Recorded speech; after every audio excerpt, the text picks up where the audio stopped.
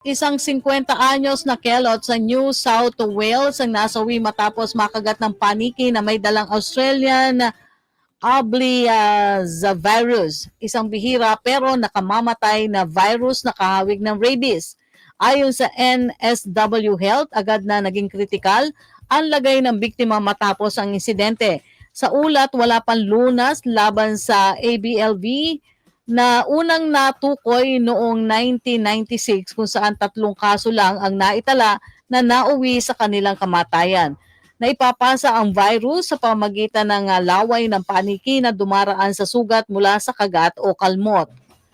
Maring makita ang sintomas nito makalipas ang ilang araw o taon tulad ng lagnat, pananakit ng ulo, panghihina at kalaunan na paralysis, kumbulsyon at deliryo bago tuluyang bawian ng buhay. Babala ng mga eksperto, iwasang humawak o lumapit sa mga paniki. Kung makagat o makalmot, hugasan agad ang sugat sa loob ng 15 minuto gamit ang sabon at tubig. Lagyan ng antiseptic at agad magpabakuna laban sa rabies.